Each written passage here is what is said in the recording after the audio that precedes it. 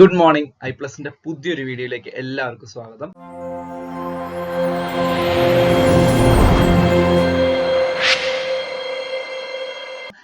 നമ്മൾ already PYQ series ആണ് പോയിക്കൊണ്ടിരിക്കുന്നത്. ഓൾറെഡി കുറച്ച് ക്വസ്റ്റ്യൻസ് ഒക്കെ ഡിസ്കസ് ചെയ്ത് കഴിഞ്ഞു. പിന്നെ ഒരു പുതിയ വീഡിയോ ആണ്, നമുക്ക് പുതിയ കുറച്ച് ക്വസ്റ്റ്യൻസും കൂടെ ഡിസ്കസ് ചെയ്യാം. ഓക്കെ, സെറ്റ് അല്ലേ എല്ലാവരും?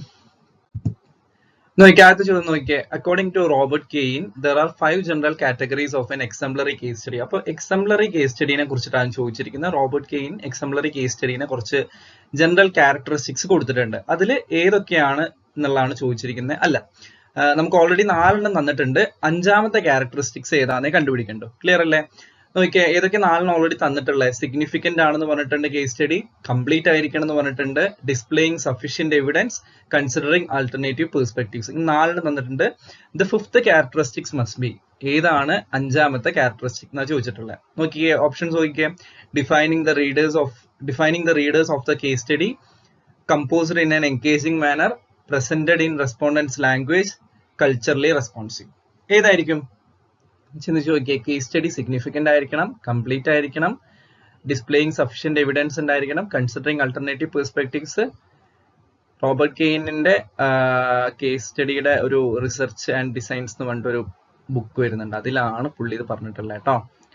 നോക്കിയേ, അതിന്റെ ആൻസർ വരുന്നത് composed in an engaging manner ആണ് കേട്ടോ. Okay, composed in an engaging manner. Clear ആണോ? നമുക്ക് അതിന്റെ എക്സ്പ്ലനേഷൻ നോക്കാം. ഏത് ബുക്കിലാണ്, ഏത് വർഷമാണ് പറഞ്ഞതെന്നുള്ളതൊക്കെ നോക്കാം കേട്ടോ. Composed in an engaging manner ആണ് ആൻസർ വരുന്നത് കേട്ടോ. 5th perspective. അപ്പൊ നമ്മൾ 5th ക്യാരക്ടറിസ്റ്റിക്സ് 5 ക്യാരക്ടറിസ്റ്റിക്സ് പഠിച്ചു കേട്ടോ. റോബർട്ട് കെയ്നിന്റെ ഏതൊക്കെയാ? സിഗ്നിഫിക്കന്റ് ആയിരിക്കണം, കംപ്ലീറ്റ് ആയിരിക്കണം, സഫീഷ്യന്റ് എവിഡൻസ് ഡിസ്പ്ലേ ചെയ്തിരിക്കണം, ആൾട്ടർനേറ്റീവ് പെർസ്പെക്ടീവ്സ് കൺസിഡർ ചെയ്തിട്ടുണ്ടാവണം, എൻഗേജിംഗ് മാനറിലായിരിക്കണം കമ്പോസ് ചെയ്തിട്ടുണ്ടാവുക കേസ് സ്റ്റഡി. ക്ലിയർ ആണല്ലേ? എക്സംപ്ലറി കേസ് സ്റ്റഡി കേട്ടോ. ഓക്കെ, നോക്കിയേ. റോബർട്ട് കെയ്ൻ 1984 റോബർട്ട് കെയ്നിന്റെ case study research design and methods എന്ന് പറയുന്ന പുസ്തകത്തിലാണ് നമ്മളുടെ ഈ 5 characteristics of exemplary case study പറഞ്ഞിട്ടുള്ളത്. കേസ് സ്റ്റഡിനെ കുറിച്ചിട്ട് തറവായിട്ട് വരുന്ന ഒരു റീഡിംഗ് ആണ് കേട്ടോ.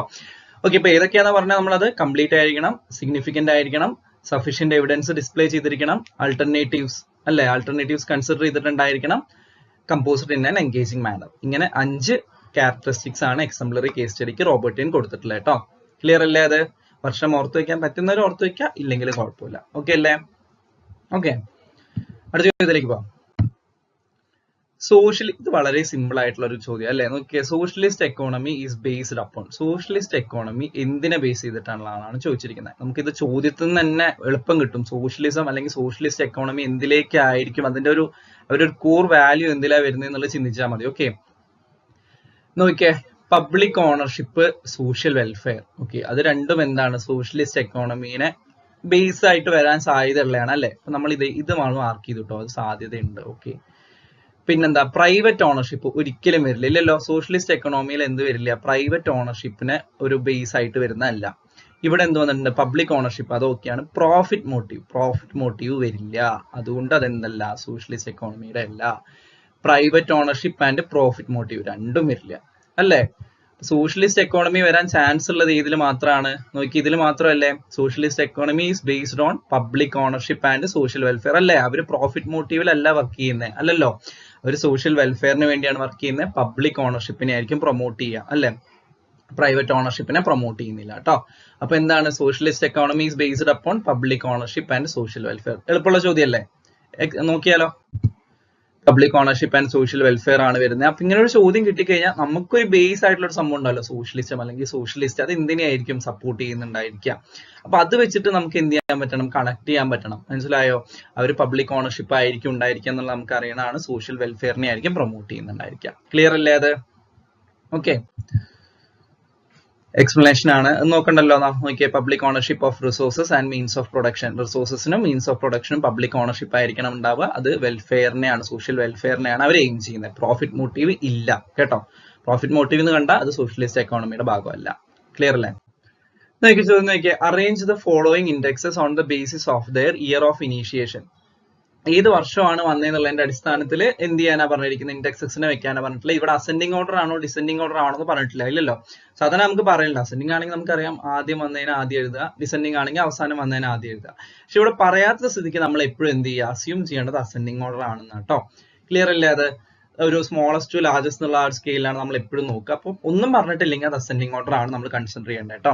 അപ്പൊ നോക്കിയേ, ഏതൊക്കെ ഇൻഡെക്സസ് പറഞ്ഞിട്ടുള്ള ഹ്യൂമൻ പോവർട്ടി ഇൻഡെക്സ് ഉണ്ട്, ജെൻഡർ ഡെവലപ്മെന്റ് ഇൻഡെക്സ് ഉണ്ട്, ഹ്യൂമൻ ഡെവലപ്മെന്റ് ഇൻഡെക്സ് HDI ഉണ്ട്, പിന്നെന്താ physical quality of life index. 4 indexes ആണ് പറഞ്ഞിട്ടുള്ളത്. ഇതിന്റെ ഓർഡർ അറിയാവുന്നവർ മാർക്ക് ചെയ്തേ. ഏതൊക്കെയായിരിക്കും? ഏറ്റവും ആദ്യം വന്നത് ഏതാ? ഇതിൽ ഏറ്റവും ആദ്യം വന്നത് physical quality of life index ആണ് കേട്ടോ. രണ്ടാമത് വന്നത് ഹ്യൂമൻ ഡെവലപ്മെന്റ് ഇൻഡെക്സ്. കയ്യില് പേപ്പറും പേനയൊക്കെ ഉണ്ടെങ്കിൽ അത് ജസ്റ്റ് ഒന്നിങ്ങനെ നമ്മൾ ഓർഡർ ചെയ്യുക. നിങ്ങൾ ചെയ്ത ഓർഡർ ശരിയാണോ എന്ന് നോക്കുക കേട്ടോ. ജെൻഡർ ഡെവലപ്മെന്റ് ഇൻഡെക്സ് ആണ് മൂന്നാമത് വന്നത്. ഏറ്റവും ലാസ്റ്റ് വന്നതാണ് ഹ്യൂമൻ പോവർട്ടി ഇൻഡെക്സ്. ഇപ്പൊ നോക്കിക്കേ, ഇതിന്റെ ഓർഡർ എങ്ങനെയാ വരുന്നത്? DCBA അങ്ങനെ ഒരു ഓപ്ഷൻ ഉണ്ടോ? DCBA കിട്ടിയോ? എങ്ങനെയാ വന്നതെന്ന് മനസ്സിലായോ? നമുക്ക് അതിന്റെ എക്സ്പ്ലനേഷൻ നോക്കാം. ഇയർ ഒക്കെ ഏതാ വരുന്നതെന്നുള്ളത് നമുക്ക് നോക്കാം. ആ ഒരു സ്കെയിലുമായിട്ട് ബന്ധപ്പെട്ട് ബാക്കി എന്താ വരുന്നതെന്നുള്ള ഡീറ്റെയിൽസ് നോക്കാം. ഇതിന്റെ ഓർഡർ ഇങ്ങനെയാണ് വരുന്നത്. ഏറ്റവും ആദ്യം വന്ന physical quality of life index, അവസാനം ഹ്യൂമൻ പോവർട്ടി ഇൻഡെക്സ് കേട്ടോ. DCBA നോക്കിയാൽ ആൻസർ കറക്റ്റ് ആണോ എന്ന്? DCBA ആണ് വരുന്നത്. നോക്കിക്കേ, എക്സ്പ്ലനേഷൻ നോക്കിക്കേ, ഏതൊക്കെയാ വന്നിട്ടുള്ള physical quality of life index PQLI നമ്മൾ ആക്ച്വലി mid-70s, അതായത് mid-1970s 1970കളുടെ പകുതിയിൽ നിന്നാണ് നമ്മൾ പറയുന്നത്. ഒരു എക്സാക്ട് ഇയർ ചില ആർട്ടിക്കിൾസ് റെഫർ ചെയ്യുമ്പോൾ നമുക്ക് 1979 എന്നുള്ള ഒരു ഇയർ കാണാം. എന്നാൽ പോലും മെജോറിറ്റീസിലും എങ്ങനെയാണ് മിഡ് ഓഫ് 1970s എന്നുള്ള ഒരു ഇതൊക്കെ കാണുക. അപ്പൊ നമ്മൾ അങ്ങനെ തന്നെ ഓർത്ത് വെക്കുക.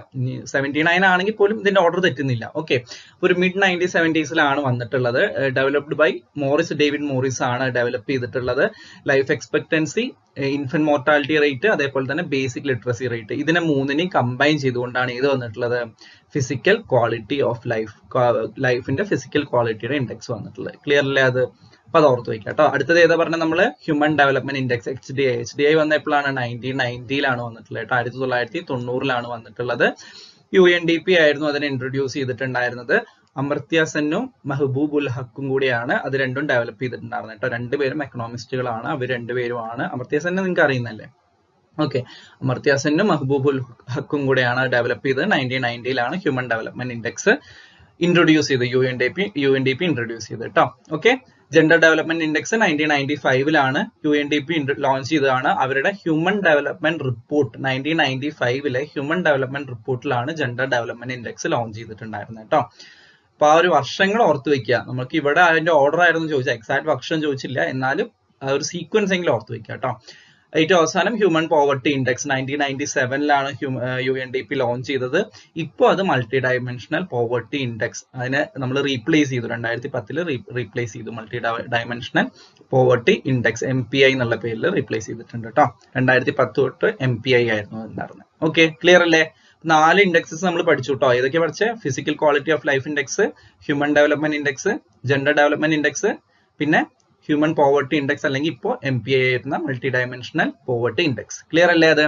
ഇപ്പൊ 4ന്റെയും വർഷമെങ്കിലും ഓർത്ത് വെക്കുക. ഡെവലപ്പ് ചെയ്ത ആളുകളെ ഓർത്തില്ലെങ്കിലും വർഷമെങ്കിലും ഓർത്ത് വെക്കാൻ വേണ്ടി ശ്രമിക്കുക കേട്ടോ. നോക്കിക്കേ, ചോദ്യം എന്താ? സസ്റ്റൈനബിൾ ഡെവലപ്മെന്റ് ഗോളിനെ വെച്ചിട്ടാണ് ചോദിച്ചിരിക്കുന്നത്. നമ്മൾ ഓൾറെഡി നമ്മുടെ മുന്നത്തെ ഒരു വീഡിയോയിൽ സസ്റ്റൈനബിൾ ഡെവലപ്മെന്റ് ഗോൾ ഡിസ്കസ് ചെയ്തിട്ടുണ്ടായിരുന്നു ഇല്ലേ? അന്ന് എന്തായിരുന്നു ചോദ്യം ഉണ്ടായിരുന്നത്? 16 SDG 16 എന്തായിരുന്നു എന്നാണ്. എന്താ നമ്മൾ ഓൾറെഡി പറഞ്ഞാണ് അല്ലെ? 2015 മില്ലേനിയം ഡെവലപ്മെന്റ് ഗോൾസ് എൻഡ് ചെയ്യുകയും അജണ്ട 2030 എന്നുള്ള രീതിയിൽ സസ്റ്റൈനബിൾ ഡെവലപ്മെന്റ് ഗോൾസ് മുന്നോട്ട് വരികയായിരുന്നു ഉണ്ടായിരുന്നത്. മൊത്തം 17 സസ്റ്റൈനബിൾ ഡെവലപ്മെന്റ് ഗോൾസ് ഉണ്ട്. എല്ലാം നമ്മൾ ഡിസ്കസ് ചെയ്താണ് അല്ലെ? ഏതൊക്കെയായിരുന്നു അതെന്നൊക്കെ പറഞ്ഞു. നോക്കിക്കോ, ഒന്ന് ഓർഡർ ചെയ്യാൻ വേണ്ടി ശ്രമിച്ചേ. എങ്ങനെയായിരിക്കും? ഏതാണ് സസ്റ്റൈനബിൾ ഡെവലപ്മെന്റ് ഗോൾ ഒന്ന് വരുന്നത് ഏതാ? Decent work and economic growth ആണോ? സീറോ ഹങ്കർ ആണോ? നോ പോവർട്ടി ആണോ? ക്ലീൻ വാട്ടർ ആൻഡ് സാനിറ്റേഷൻ ആണോ? SDG 1 വരുന്നത് നോ പോവർട്ടി ആണ് കേട്ടോ, അല്ലേ? ഏറ്റവും ആദ്യത്തെ സസ്റ്റൈനബിൾ ഡെവലപ്മെന്റ് ഗോൾ എന്ന് പറയുന്നത് ദാരിദ്ര്യം ഇല്ലാതെയാക്കുക, നോ പോവർട്ടി എന്നുള്ളതാണ് കേട്ടോ. രണ്ടാമത്തെ ഡെവലപ്മെന്റ് ഏതാ, അല്ലെങ്കിൽ സസ്റ്റൈനബിൾ ഡെവലപ്മെന്റ് ഗോൾ ഏതാ?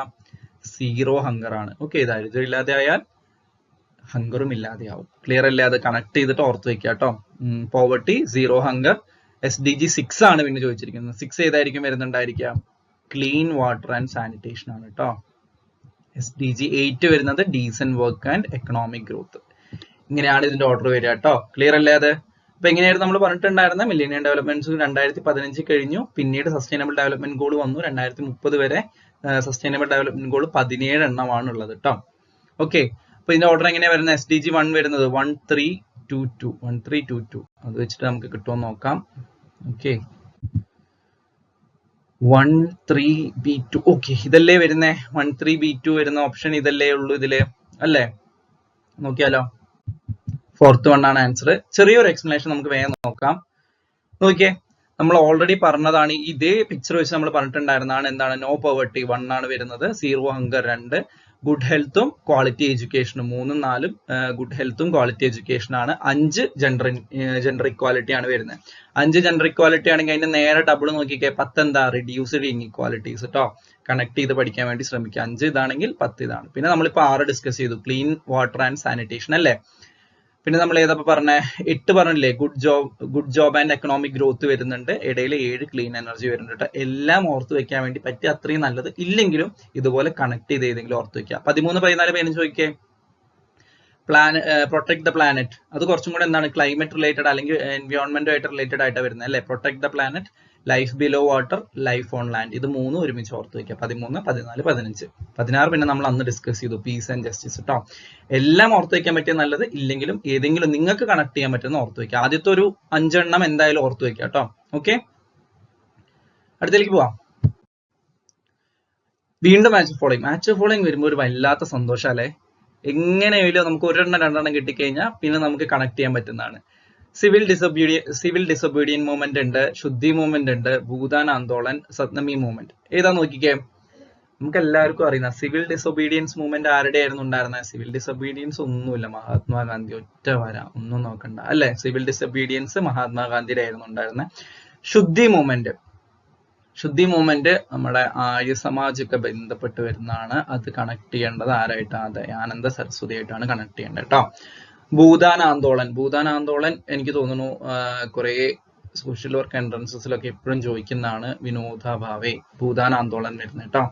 സത്നമി മൂവ്മെന്റ് ഘാസിദാസ്. ക്ലിയർ അല്ലേ? ഇതാണ് ഇതിന്റെ ഓർഡർ വരുന്നത്. ജസ്റ്റ് ഒന്ന് നോക്കുക. A1 B3 ആണ് വരുന്നത്. നമുക്ക് അതിന്റെ ഓപ്ഷൻസ് നോക്കാം. A1 B3 C2 D1 ഇതല്ലേ ആൻസർ വരുന്നേ. എക്സ്പ്ലനേഷനിലേക്ക് നമുക്ക് പോവാം കേട്ടോ. അതാണ് ആൻസർ വരുന്നത്. നോക്കിക്കേ, സിവിൽ ഡിസൊബീഡിയൻസ് മൂവ്മെന്റ്, അതായത് സിവിലിന് ഡിസൊബീഡിയൻ ചെയ്യണം അല്ലെങ്കിൽ സിവിൽ ഡിസൊബീഡിയൻ ചെയ്യണം എന്നുള്ളൊരു കൺസെപ്റ്റോടെ വന്നായിരുന്നു മഹാത്മാഗാന്ധി ആയിരുന്നു അത് കൊണ്ടുവന്നിട്ടുണ്ടായിരുന്നത്. 1930-ലാണ് ഇന്ത്യയിൽ 1930-ലാണ് സിവിൽ ഡിസൊബീഡിയൻസ് മൂവ്മെന്റ് ഉണ്ടായത് കേട്ടോ. ഓക്കെ അപ്പൊ അത് നോക്കിക്കേ, അത് കഴിഞ്ഞ് വന്ന ശുദ്ധി മൂവ്മെന്റ് ആയിരുന്നു ഉണ്ടായിരുന്നത്. ശുദ്ധി മൂവ്മെന്റ് അത് കഴിഞ്ഞ് വന്നല്ല, അടുത്ത ഓപ്ഷനാണ് പറയുന്നത്. ശുദ്ധി മൂവ്മെന്റ് ദയാനന്ദ സരസ്വതിയുടെ ആര്യ സമാജ് 1875 ആര്യ സമാജുമായിട്ട് കണക്ട് ചെയ്ത് നിൽക്കുന്നതാണ് ശുദ്ധി മൂവ്മെന്റ് എന്ന് പറയുന്നത്. ഒന്നുമില്ല, ഹിന്ദുയിസത്തിലേക്ക് റീകൺവേർഷൻ ചെയ്യുക എന്നുള്ള ഒരു ഇതായിരുന്നു അവരുടെ മെയിൻ ആയിട്ടുള്ള ഒരു അജണ്ട എന്ന് പറയുന്നത്. എന്താ പറയുന്ന അതിന്റെ കൂടെ ഓർത്ത് വെക്കേണ്ട മറ്റൊരു പേരാണ് സ്വാമി ശ്രദ്ധാനന്ദ്. അദ്ദേഹം 1923 ഭാരതീയ ഹിന്ദു ശുദ്ധി മഹാസഭ എന്നുള്ള പേരിൽ ഒരു ഇതൊക്കെ സ്റ്റാർട്ട് ചെയ്തിട്ടുണ്ടായിരുന്നു കേട്ടോ. ഓക്കെ അടുത്തത് ഭൂദാൻ മൂവ്മെന്റ് വിനോദ ഭാവയുടെയാണ്, നമുക്ക് എല്ലാവർക്കും അറിയുന്നതാണ്. ഒരു ലാൻഡ് റിഫോം മൂവ്മെന്റ് ആണ്. 1951 വന്നിട്ടുള്ള ഒരു ലാൻഡ് റിഫോം മൂവ്മെന്റ് ആണ്. നോക്കിക്കേ കേട്ടോ, ഇയറുകൾ ഓർത്ത് വെക്കാൻ പറ്റുന്നവർ ഓർക്കുക, അല്ലെങ്കിൽ അത് എന്ത് മൂവ്മെന്റ് ആണെങ്കിലും ഓർത്ത് വെക്കുക. ഓക്കെ ലാൻഡ് റിഫോം മൂവ്മെന്റ് ആണ്, തെലങ്കാനയിലാണ് അത്, പോച്ചമ്പള്ളി വില്ലേജിലാണ് നടന്നിട്ടുണ്ടായിരുന്നത് കേട്ടോ. ഓക്കെ സത്നമി മൂവ്മെന്റ് ഘാസിദാസിന്റെ ആയിരുന്നു സത്നമി മൂവ്മെന്റ് വളരെ പഴക്കമുള്ള ഒരു മൂവ്മെന്റ് ആണ്. അത് ഒരുപാട് കാലഘട്ടങ്ങളിൽ റിപ്പീറ്റഡ് അല്ലെങ്കിൽ എന്താ പറയാ നിലനിന്ന് വന്നിരുന്ന ഒരു കൺസെപ്റ്റ് എന്നുള്ള രീതിയിൽ നമുക്ക് വേണമെങ്കിൽ പറയാം. അതെന്താണ്? വർഷിപ്പിംഗ് നെയിംലെസ് ഫോംലെസ് ആയിട്ടുള്ള ഒരു സുപ്രീം ഗോഡിനെ എന്താ ഒരു മൊണോത്തീസം എന്നൊക്കെ പറയുന്ന പോലെ വർഷിപ്പ് ചെയ്യുക. ഐഡിയൽ വർഷിപ്പിനെ റിജക്ട് ചെയ്യുന്ന വേറെയും മൂവ്മെന്റ്സ് ഉണ്ട് കേട്ടോ. നമ്മുടെ ആര്യ സമാജം ആണെങ്കിലും ഒക്കെ ഐഡിയൽ വർഷിപ്പിനെ റിജക്ട് ചെയ്യുന്നുണ്ട്. കാസ്റ്റ് ഹൈറാർക്കിനെയും ബ്രാഹ്മണിക്കൽ ഡോമിനൻസിനും ഒക്കെ ഏത് സത്നമി മൂവ്മെന്റ് ചാലഞ്ച് ചെയ്തിട്ടുണ്ട്. ക്ലിയർ അല്ലേ അത്? അപ്പൊ ആരായിട്ടാണ് കണക്ട് ചെയ്യുന്ന? സിവിൽ ഡിസൊബീഡിയൻസ് മഹാത്മാഗാന്ധി, ശുദ്ധി മൂവ്മെന്റ് ദയാനന്ദ സരസ്വതി, അല്ലെങ്കിൽ സ്വാമി ശ്രദ്ധാനന്ദ് വന്നാലും കണക്ട് ചെയ്യാം കേട്ടോ. ഭൂദാൻ ആന്തോളൻ വിനോദ ഭാവെ, സത്നമി മൂവ്മെന്റ് ഘാസിദാസ്. ക്ലിയർ അല്ലേ അത്? ഓക്കെ അടുത്ത ചോദ്യത്തിലേക്ക് പോവാം. ഫ്രീക്വൻസി പോളികൾ നമ്മൾ കുറച്ചും കൂടെ ഒരു അനാലിസിസ് പാർട്ടിലേക്ക് വരുന്നതാണ്. നമ്മൾ റിസർച്ച് ഒക്കെ ചെയ്യുന്ന സമയത്ത് നമ്മൾ ഒരുപാട് ക്വാണ്ടിറ്റേറ്റീവ് റിസർച്ച് ചെയ്ത സമയത്ത് എല്ലാവരും എന്ത് യൂസ് ചെയ്തിട്ടുണ്ടായിരിക്കും? ഡിസ്ക്രിപ്റ്റീവ് അനാലിസിസിന്റെ ഭാഗമായിട്ട് ഗ്രാഫ് ഒക്കെ യൂസ് ചെയ്തിട്ടില്ലേ? ഗ്രാഫ് യൂസ് ചെയ്തിട്ട് നമ്മൾ അനാലിസിസ് ഒക്കെ ചെയ്തിട്ടല്ലേ റിസർച്ച് ചെയ്തത്. അപ്പൊ അതിൽ വരുന്നതാണ് frequency polygon is very similar to stacked bar chart, pie chart, histogram, stem and leaf display. ഇതില് എല്ലാം അറിയുന്നവരായിരിക്കും, ഒരുവിധം അറിയുന്നതാണ്. നമ്മൾ ചിത്രം കണ്ട എന്തായാലും നമുക്ക് മനസ്സിലാവും സ്റ്റാക്ക്ഡ് ബാർ ചാർട്ട് ഒക്കെ എന്താണ്. ചിലപ്പോൾ ആ പേര് മേ ബി ഫെമിലിയർ അല്ലാത്തായിരിക്കും. സ്റ്റെം ആൻഡ് ലീഫ് ഡിസ്പ്ലേ ഒക്കെ. അപ്പൊ നോക്കിയേ, ഫ്രീക്വൻസി പോളിഗൺ ഏതിനോടാണ് സിമിലർ ആയിട്ടുള്ളത് എന്നാണ് ചോദ്യം. ഏതിനോടായിരിക്കും? സ്റ്റാക്ക്ഡ് ബാർ ചാർട്ടിനോടാണോ? സ്റ്റാക്ക്ഡ് ബാർ ചാർട്ട് എങ്ങനെയാ? ഇങ്ങനെ കട്ട കട്ട കട്ട കട്ട കട്ട പോയിട്ടാ. പൈ ചാർട്ട് വട്ടനെയായിരിക്കും, നമുക്കറിയാം. ഹിസ്റ്റോഗ്രാം അല്ലേ? ഹിസ്റ്റോഗ്രാം ആണ് കേട്ടോ. ഹിസ്റ്റോഗ്രാമിനോടാണ് ഫ്രീക്വൻസി പോളിഗൺ സിമിലർ ആയിട്ടുള്ളത്, കുറച്ചെങ്കിലും സിമിലർ ആയിട്ടുള്ളത് കേട്ടോ. നമുക്ക് ആ ഒരു ചിത്രങ്ങൾ കാണിച്ചു തരാം, അപ്പൊ നിങ്ങൾക്ക് മനസ്സിലാവും കേട്ടോ. ഹിസ്റ്റോഗ്രാം ആണ് അതിന്റെ ആൻസർ എന്ന് പറയുന്നത്. Okay, frequency polygon graphical distribution ആണ്, നമുക്ക് അറിയുന്നതാണ്. നോക്കിക്കേ, ഇതാണ് ഫ്രീക്വൻസി പോളിഗൺ വരുന്നത് അല്ലേ? ഫ്രീക്വൻസി പോളിഗണിൽ എങ്ങനെയാന്ന് നോക്കിയാൽ നമ്മൾ ഫസ്റ്റ് റീഡിംഗ് ഉണ്ട്, സെക്കൻഡ് റീഡിംഗ് ഉണ്ട്. റീഡിങ്സ് ഇവിടെയല്ലേ വരുന്നത്? റീഡിങ്സിന് നമ്മൾ ഇവിടെ ഇങ്ങനെ മാർക്ക് ചെയ്തിട്ടുണ്ടാവും, അതിന് നമ്മൾ ജോയിൻ ചെയ്യുന്ന ഒരു ലൈൻ ആയിരിക്കും വരയ്ക്കുന്നുണ്ടായിരിക്കും കേട്ടോ ഫ്രീക്വൻസി പോളിഗണിൽ. ഓക്കെ, കണ്ടോ? ഇതാണ് ഫ്രീക്വൻസി പോളിഗൺ. നോക്കിക്കേ, ഇതാണ് നമ്മുടെ എന്തെന്ന് പറയുന്നത്? ഹിസ്റ്റോഗ്രാം എന്ന് പറയുന്നത്. ഹിസ്റ്റോഗ്രാം എങ്ങനെയാണ്? സെയിം ആണ്, നമ്മൾ ലൈൻ വെച്ചിട്ടല്ല ഹിസ്റ്റോഗ്രാമിൽ, മറിച്ച് ഇതുപോലെ ബാർസ് വെച്ചിട്ടായിരിക്കും നമ്മൾ കണക്ട് ചെയ്ത് വരയ്ക്കുന്നുണ്ടായിരിക്കും കേട്ടോ ഹിസ്റ്റോഗ്രാം. അല്ല, ഇതുപോലെ നമ്മൾ റീസൺ ബാർസ് ഉണ്ടായിരിക്കും. ഇവിടെ എത്രയാണ് റീഡിംഗ് വരുന്നത്, ഇവിടെ എത്രയാണ് റീഡിംഗ് വരുന്നത് എന്നുള്ളത്. ഇവിടെ നമുക്ക് ലൈൻ ആയിരിക്കും ഫ്രീക്വൻസി പോളിഗണിൽ. ക്ലിയർ അല്ലേ അത്? അപ്പൊ ഇത് രണ്ടുമാണ് സിമിലർ ആയിട്ടുള്ളത് എന്നാണ് നമ്മൾ പറഞ്ഞിരിക്കുന്നത് കേട്ടോ. ഇതാണ് സ്റ്റാക്ക്ഡ് ബാർ ചാർട്ട് എന്ന് പറയുന്നത്. എങ്ങനെയാന്ന് നോക്കിക്കേ, ഇത് ഓരോ വാല്യൂസ് ആണ്, കമ്പയർ ചെയ്യാൻ നമുക്ക് കുറച്ചുകൂടെ സുഖം അല്ലെ? ഇത് ഓരോ കളറിൽ കൊടുത്തിരിക്കുന്ന എന്താ? ഓരോ വാല്യൂസ്, അതായത് ഇതുവരെ ഇത്ര ഒരു വാല്യൂ, ഇത് അതിന്റെ വേറൊരു വാല്യൂ. ഇങ്ങനെ വെക്കുമ്പോൾ നമുക്ക് എന്താണ് കമ്പയർ ചെയ്യണം, ഏതാണ് വലുത്, ഏതാണ് കുറച്ച് വലുതായിട്ട് വരുന്നത്. കട്ടയായിട്ട് ഇടയ്ക്കിടയ്ക്ക് വെക്കുമ്പോൾ നമുക്ക് മനസ്സിലാവാൻ പറ്റുന്നില്ലേ? അപ്പൊ ഇതാണ് ഇതിന്റെ ഒരു മെച്ചം കേട്ടോ. ഇതാണ് സ്റ്റാക്ക്ഡ് ബാർ ചാർട്ട്. ചിത്രം, ആ ഒരു സാധനം എന്താണെന്ന് മനസ്സിലാവാൻ വേണ്ടി ആഡ് ചെയ്തതാണ്. ഇതാണ് സ്റ്റെം ആൻഡ് ലീഫ് ഡിസ്പ്ലേ എന്ന് പറയുന്നത് കേട്ടോ. ഇത് സ്റ്റെം ആയിട്ടും ഇത് നമ്മൾ ലീഫ് ആയിട്ടാണ് ഈ ഒരു ഭാഗത്തിന് പറയുന്നത് കേട്ടോ, സ്റ്റെം ആൻഡ് ലീഫ് ഡിസ്പ്ലേ. ഇത് പിന്നെ നമുക്ക് എല്ലാവർക്കും അറിയുന്നല്ലേ, പൈ ചാർട്ട് വട്ടം വരച്ചിട്ട് അതിൽ റെപ്രസെന്റേഷൻസ് ഒക്കെ കൊടുക്കുന്നത് പൈ ചാർട്ട് വളരെ സുഖമാണ് അല്ലേ? ഓക്കെ, ഇപ്പൊ നോക്കിയേ, ഇതാണ് അത് വരുന്നത്. അപ്പൊ ഹിസ്റ്റോഗ്രാമും അതേപോലെ ഫ്രീക്വൻസി പോളിഗണും ആണ് സിമിലർ ആയിട്ട് നിൽക്കുന്നത് കേട്ടോ. ക്ലിയർ അല്ലേ അത്? അതിന്റെ റീഡിങ്സ് ലൈൻ ചെയ്യുന്നതിൽ മാത്രമാണ് വ്യത്യാസം, ബാക്കിയൊക്കെ ഓൾമോസ്റ്റ് സെയിം ആണ് വരുന്നത്. ക്ലിയർ അല്ലേ അത്? നോക്കിയാലോ, നടച്ച ചോദ്യത്തിലേക്ക് പോയാലോ? Okay, which of the following process were identified by Toseland and Revos are essential in understanding the group functioning? Toseland റിവോസും പറഞ്ഞിട്ടുള്ളതിൽ ഗ്രൂപ്പ് ഫംഗ്ഷനിങ്ങിനെ മനസ്സിലാക്കാൻ വേണ്ടി എസെൻഷ്യൽ ആയിട്ടുള്ള പ്രോസസ്സുകൾ ഏതൊക്കെയാണെന്നാണ് പറഞ്ഞിരിക്കുന്നത്. എനിക്ക് തോന്നുന്നു ടോസ്ലൻഡ് ആൻഡ് റിവോസ് എന്ന് പറയുന്നത് ഗ്രൂപ്പ് വർക്ക് ഏരിയയിൽ വളരെ റിനൗണ്ട് ആയിട്ടുള്ള ഓതേഴ്സ് ആണ്. ഒരുപാട് വർക്ക്സ് അവരുടെ വരുന്നുണ്ട് കേട്ടോ ഗ്രൂപ്പ് വർക്കുമായിട്ട് റിലേറ്റഡ് ആയിട്ട്. ഓക്കെ, നോക്കിയേ, communication and interaction patterns. Okay, Toseland and Rivas പറഞ്ഞിട്ടുള്ളതിൽ ഗ്രൂപ്പ് ഫംഗ്ഷനിങ്ങിനെ മനസ്സിലാക്കാൻ വേണ്ടിയിട്ടുള്ള എസെൻഷ്യൽ ആയിട്ടുള്ള പ്രോസസ്സിൽ ഒന്നാണ് കമ്മ്യൂണിക്കേഷൻ ആൻഡ് ഇന്ററാക്ഷൻ പാറ്റേൺസ് അല്ലേ? നമുക്ക് എന്തായാലും കമ്മ്യൂണിക്കേഷൻ ആൻഡ് ഇന്ററാക്ഷൻ പാറ്റേൺസ് മനസ്സിലായാലേ ഗ്രൂപ്പ് ഫംഗ്ഷന് മനസ്സിലാവുള്ളൂ. ഗ്രൂപ്പ് കൊഹിഷൻ എന്തായാലും നമുക്ക് മനസ്സിലാവണം. സോഷ്യൽ ഫ്ലെക്സിബിലിറ്റി ഗ്രൂപ്പ് ഫംഗ്ഷനിങ് മനസ്സിലാക്കാൻ വേണ്ട എന്നാണ് പറഞ്ഞിരിക്കുന്നത് കേട്ടോ അവര്. ഗ്രൂപ്പ് കൾച്ചർ, അപ്പൊ ഈ മൂന്നെണ്ണം എന്തായാലും വേണം. പക്ഷേ സോഷ്യൽ ഫ്ലെക്സിബിലിറ്റി അല്ല വേണ്ടത്, മറിച്ച് നമുക്ക് എന്താ വേണ്ടത്? സോഷ്യൽ ഇന്റഗ്രേഷൻ ആണ് വേണ്ടത് കേട്ടോ. സോഷ്യൽ ഫ്ലെക്സിബിലിറ്റി അല്ല വേണ്ട, മറിച്ച് ആ ഒരു ഇന്റഗ്രേഷൻ ആണ് അവിടെ നടക്കേണ്ടത്, ഫ്ലെക്സിബിൾ ആവുക എന്നുള്ളതല്ല. ക്ലിയർ അല്ലേ അത്? അപ്പൊ നോക്കിയേ, ഇതാണ് നമുക്ക് അതിന്റെ എക്സ്പ്ലനേഷൻ നോക്കിയാൽ ഏതൊക്കെയാണെന്ന് മനസ്സിലാവും. അപ്പൊ അല്ലാതെ വരുന്നത് ഫോളോയിങ് വർ ഐഡന്റിഫൈഡ് ഏതൊക്കെയാണെന്ന് ചോദിച്ചിരിക്കുന്നത്. അപ്പൊ എയും സിയും ഡി അല്ല, എയും ബിയും ഡിയും ആണ് വരുന്നത് കേട്ടോ. എ ബി ഡി ഏതോ ഓപ്ഷൻ വരുന്നേ? ബി അല്ലേ വരുന്നേ? എ ബി ഡി വരുന്നത് നോക്കിയാലോ, A B D second one ആണ് അതിന്റെ കറക്റ്റ് ആൻസർ എന്ന് പറയുന്നത് കേട്ടോ. നോക്കുക, Toseland and Rivas identified communication and interaction pattern. അത് ഒരു എസെൻഷ്യൽ ക്യാരക്ടേഴ്സ് അല്ലെ എസെൻഷ്യൽ ആയിട്ടുള്ള പ്രോസസ് ആണ്. ഗ്രൂപ്പ് കൊഹിഷൻ വേണം, ഗ്രൂപ്പ് കൾച്ചർ വേണം. നാലാമത് ഏതാ വേണ്ടത്? സോഷ്യൽ ഫ്ലെക്സിബിലിറ്റി അല്ല, മറിച്ച് സോഷ്യൽ ഇന്റഗ്രേഷൻ ആൻഡ് ഇൻഫ്ലുവൻസ് ആണ് വേണ്ടത് കേട്ടോ. ഇത് നാലുമാണ് ഗ്രൂപ്പ് ഫംഗ്ഷനിങ്ങിനെ മനസ്സിലാക്കാനുള്ള എസെൻഷ്യൽ പ്രോസസ് ആയിട്ട് പറഞ്ഞിട്ടുള്ളത്. ഏത് പുസ്തകത്തിലാണ് പറഞ്ഞത്? ടോസ്ലൻഡ് റിവോസും കൂടെ പറഞ്ഞത് an introduction to group work practice എന്ന് പറഞ്ഞ 1984 പബ്ലിഷ് ചെയ്ത ഒരു ബുക്കിലാണ് ഇത് മെൻഷൻ ചെയ്തിട്ടുള്ളത് കേട്ടോ. ഇതിന്റെ ഓൺലൈൻ PDF ഒക്കെ അവൈലബിൾ ആയിട്ടുള്ള ഒരു ഇതാണത്. ജസ്റ്റ് ഒന്ന് ഇൻട്രസ്റ്റ് ഉള്ളവർ വായിച്ചു നോക്കുക കേട്ടോ. ഓക്കെ അല്ലേ? ക്ലിയർ അല്ലേ? അടുത്ത ചോദ്യത്തിലേക്ക് പോവാം. Okay, change in the number of clients the organization was involve with. നമ്മൾ ഇവിടെ ശ്രദ്ധിക്കേണ്ട ഈ ചോദ്യത്തിന് ഭയങ്കര പ്രത്യേകത ഉണ്ട് കേട്ടോ. ഈസ് നോൺ ആസ്, അതായത് ഒരു ഓർഗനൈസേഷനുമായിട്ട് ഇൻവോൾവ് ചെയ്തിട്ടുള്ള ആളുകളുടെ അല്ലെങ്കിൽ ക്ലയൻസിന്റെ നമ്പറിൽ ഉണ്ടാവുന്ന ചേഞ്ചിനെ എന്ത് പേരിൽ വിളിക്കുന്നു, അല്ലെങ്കിൽ അത് എന്താ അറിയപ്പെടുന്നത് എന്നാണ് ചോദിച്ചിരിക്കുന്നത്. എൻവയോൺമെന്റൽ entropy, organizational entropy, problem depletion, political vulnerability. ഇതിൽ ഏതാണെന്ന് നോക്കിക്കേ. ഈ ചോദ്യം വന്നത് ഓർമ്മയുണ്ടോന്ന് അറിയില്ല. ആക്ച്വലി എന്താ എന്തുണ്ടെന്ന് വെച്ചാൽ ഈ ഒരു 4 ഓപ്ഷനും ഓർഗനൈസേഷൻ രണ്ട് എൻട്രോപ്പീസ് ആണെങ്കിലും അതല്ലെങ്കിൽ പൊളിറ്റിക്കൽ പ്രോബ്ലം ഡിപ്ലീഷൻ ആണെങ്കിലും പൊളിറ്റിക്കൽ വൾണറബിലിറ്റി ആണെങ്കിലും ഈ 4 ഓപ്ഷനും പ്രത്യേകത എന്താ വെച്ചാൽ ഇത് 4ഉം ഇൻഫ്ലുവൻസ് ചെയ്യുന്നതാണ്. ഒരു ഓർഗനൈസേഷനിലെ ക്ലയന്റിന്റെ നമ്പറെ ഇൻഫ്ലുവൻസ് ചെയ്യുന്നതാണ് 4ഉം. മനസ്സിലായോ? അപ്പോ എൻവയോൺമെന്റൽ എൻട്രോപ്പി വന്നാലും എന്തുണ്ടാവും, ഓർഗനൈസേഷനിലെ ക്ലയന്റിന്റെ നമ്പറിൽ ചേഞ്ച് ഉണ്ടാവും. പൊളിറ്റിക്കൽ വൾണറബിലിറ്റി വന്നാലും അതല്ലെങ്കിൽ പ്രോബ്ലം ഏത് വന്നാലും എന്ത് സംഭവിക്കും, ഓർഗനൈസേഷനിലെ ക്ലയന്റിന്റെ നമ്പറിനെ ഇൻഫ്ലുവൻസ് ചെയ്യാൻ വേണ്ടി പറ്റുന്നതാണ്. പക്ഷെ നമ്മളോട് ഇവിടെ ചോദിച്ചിരിക്കുന്നത് എന്താ, ആ ഒരു എക്സാക്ട് സാധന ചോദിച്ചിരിക്കുന്നത്. അപ്പൊ ഇതിന്റെ ആൻസർ വരുന്നത് ഏതാണെന്ന് മനസ്സിലായോ ഇതുവരെ? ഓർഗനൈസേഷണൽ എൻട്രോപ്പി ആണ് കേട്ടോ ഇതിന്റെ കറക്റ്റ് ആയിട്ടുള്ള ആൻസർ വരുന്നത്. നമുക്ക് എക്സ്പ്ലനേഷൻ നോക്കാം. അതായത് എൻട്രോപ്പി എന്നുള്ള ഒരു ടേം കൊണ്ട് ഉദ്ദേശിക്കുന്നത് എന്താണ്, ഒരു ഡിസോർഡർനെസ്, അതല്ലെങ്കിൽ ഒരു അൺസർട്ടനിറ്റി, അതല്ലെങ്കിൽ അൺപ്രഡിക്റ്റബിലിറ്റിനൊക്കെയാണ് നമ്മൾ എന്തെന്ന് പറയുന്നത് എൻട്രോപ്പി എന്നുള്ള ഒരു. ആക്ച്വലി അതൊരു കെമിസ്ട്രിയിലെ തെർമോഡൈനാമിക്സിൽ വരുന്ന ഒരു ടെർമിനോളജിയാണ്. പക്ഷെ നമ്മൾ ഇവിടെ ഒരു സോഷ്യൽ വർക്ക് അഡ്മിനിസ്ട്രേഷൻ എന്നുള്ള ഇതിൽ നോക്കുമ്പോൾ അതാണ് ഓർഗനൈസേഷണൽ എൻട്രോപ്പി എന്നുള്ളത് ഉദ്ദേശിക്കുന്നത്. അപ്പോൾ ഓർഗനൈസേഷനിൽ വരുന്ന ഈ ഒരു ഡിസോർഡർനെസ്സിനെ അല്ലെങ്കിൽ ഒരു അൺസർട്ടനിറ്റിനെയാണ് നമ്മൾ എന്തെന്ന് പറയുന്നത്, അതിനല്ലേ change in number of clients എന്ന് പറയുന്നത്. അപ്പൊ അങ്ങനെയാണ് നമ്മൾ അത് ആ ഒരു പോയിന്റിലേക്ക് എത്തുന്നത്. എൻവയോൺമെന്റ് എന്ന് പറഞ്ഞാൽ എന്താ, അത് എക്സ്റ്റേണൽ ആയിട്ടുള്ള ഒരു സംഭവമാണ്, ഓർഗനൈസേഷന്റെ പുറത്തുള്ളതാണ്. അപ്പൊ അവിടെ വരുന്ന മാറ്റങ്ങൾ അല്ലെങ്കിൽ ഡിസോർഡർനെസ് എങ്ങനെയാണ് എഫക്ട് ചെയ്യുന്നത് എന്നുള്ളതാണ്. അത് ഓഫ് കോഴ്സ് അത് എന്ത് ചെയ്യും, ക്ലയന്റിന്റെ നമ്പറിനെ എഫക്ട് ചെയ്യുന്നുണ്ട്. പ്രോബ്ലം ഡിപ്ലീഷൻ എന്ന് പറഞ്ഞാൽ എന്താ, പ്രോബ്ലം കുറഞ്ഞു. അതായത് ഈ ഓർഗനൈസർ ഇപ്പോൾ NGO ആണ്, NGO വർക്ക് ചെയ്യുന്നത് ഒരു പ്രോബ്ലം അഡ്രസ് ചെയ്യാനാണെന്ന് വിചാരിക്കുക. ആ പ്രോബ്ലം എന്തായി, നമ്മുടെ സമൂഹത്തിൽ കുറഞ്ഞു, പ്രോബ്ലം ഡിപ്ലീഷൻ ആയി. അപ്പൊ അത് കുറഞ്ഞു കഴിഞ്ഞാൽ എന്താവും, ഓഫ് കോഴ്സ് ക്ലയന്റിന്റെ നമ്പർ കുറയും ഇല്ലേ. അത് ഇൻഫ്ലുവൻസ് ചെയ്യുന്നതാണ്. അല്ലെങ്കിൽ പ്രോബ്ലം അവിടെ പുറത്ത് കുറഞ്ഞു, ഇവിടെ ഡിക്രീസ് ആയി. അവിടെ ഡിക്രീസ് മാത്രമേ സംഭവിക്കുന്നുള്ളൂ. ചേഞ്ച് എന്ന് പറഞ്ഞാൽ ഡിക്രീസ് മാത്രമല്ല, ഇൻക്രീസും ഉണ്ടാവാലോ.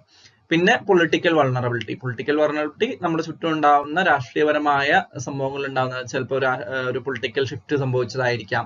അപ്പൊ ഇങ്ങനത്തെ കാര്യങ്ങളും എന്ത് ചെയ്യും, ക്ലയന്റിനെ എഫക്ട് ചെയ്യും, അല്ലെങ്കിൽ ഫണ്ടിങ്ങിൽ ഉണ്ടായ വ്യത്യാസമായിരിക്കാം. ഓക്കെ, അപ്പൊ നമ്മൾ ഈ ഒരു ഇതിനോട് കുറച്ചും കൂടെ കൂടുതലായിട്ട് നിൽക്കുന്ന എന്താണ്, ഓർഗനൈസേഷണൽ എൻട്രോപ്പിയാണ്. ഓർഗനൈസേഷന്റെ ഉള്ളിൽ ഉണ്ടാവുന്ന ഒരു അൺസർട്ടനിറ്റി, ഡിസോർഡർനെസ്, അതല്ലെങ്കിൽ ഒരു അൺപ്രഡിക്റ്റബിലിറ്റി, അതല്ലെങ്കിൽ ഇതെല്ലാം ഒരു മാറ്റം, ചേഞ്ച് എന്നുള്ള രീതിയിൽ ഓർത്ത് വയ്ക്കുക. അപ്പൊ ഓർഗനൈസേഷന്റെ ഉള്ളിൽ ഉണ്ടാവുന്ന ചേഞ്ച് ക്ലയന്റിന്റെ ചേഞ്ച് ആയിട്ടാണ് നമ്മൾ കൺസിഡർ ചെയ്യുന്നത്. ഓക്കെ, നോക്കിയാലോ, ഓർഗനൈസേഷണൽ എൻട്രോപ്പി ആണ് വരുന്നത്.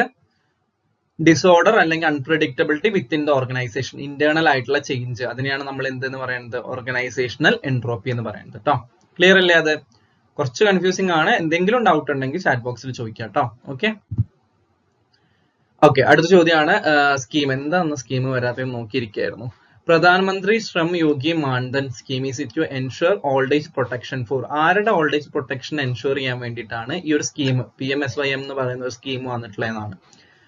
ആരുടെ, അൺഓർഗനൈസ്ഡ് വർക്കേഴ്സ് ആണോ, ഓർഗനൈസ്ഡ് വർക്കേഴ്സ് ആണോ, കോൺട്രാക്ച്വൽ ലേബേഴ്സ് ആണോ, ഡൊമസ്റ്റിക് വർക്കേഴ്സ് ആണോ? ആരുടെയാ? അൺഓർഗനൈസ്ഡ് വർക്കേഴ്സിന്റെ ആണ് കേട്ടോ.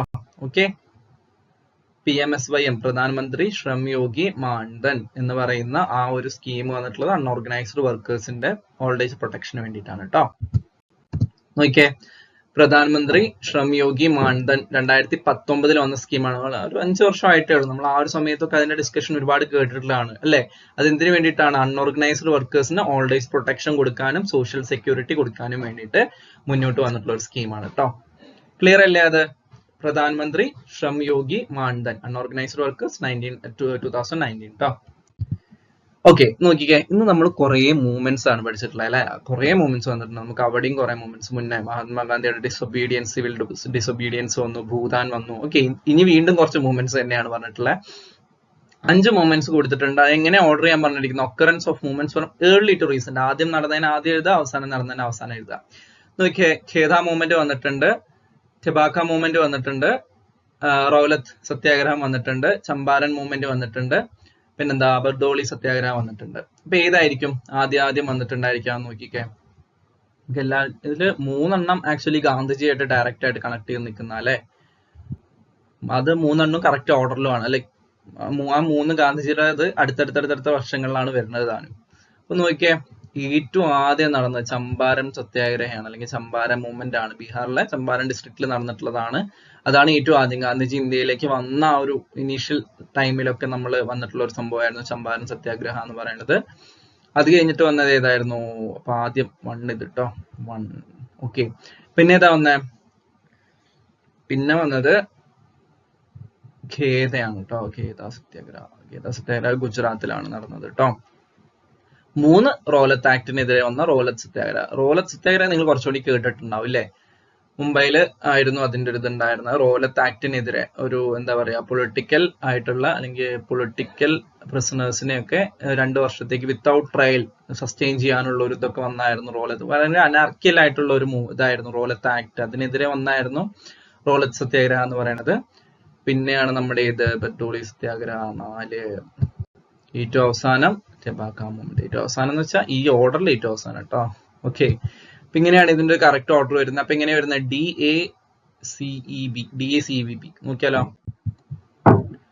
DACEB ഇതല്ല അതിന്റെ കറക്റ്റ് ആൻസർ വരുന്നേ അല്ലേ? നോക്കിയാലേ DACEB ആണ് കേട്ടോ. നോക്കാം. അപ്പൊ ഞാൻ പറഞ്ഞു 3 ഗാന്ധിജിയായിട്ട് കണക്റ്റഡ് ആണെന്ന് പറഞ്ഞു. ഏതൊക്കെയാ? ചമ്പാരൻ സത്യാഗ്രഹ, ഖേദ സത്യാഗ്രഹ, റോലത്ത് സത്യാഗ്രഹ. 3 ഗാന്ധിജി ആയിരുന്നു അതിന് ലീഡ് ചെയ്തിട്ടുണ്ടായിരുന്നു എന്നുള്ള രീതിയിൽ പറയുന്ന ഒരു വൺ ഓഫ് ദ ലീഡേഴ്സ് ആയിട്ട് ഗാന്ധിജി ഉണ്ടായിരുന്നു. ചമ്പാരൻ സത്യാഗ്രഹ 1917 3 അടുത്തടുത്ത വർഷമാണ് അല്ലെ?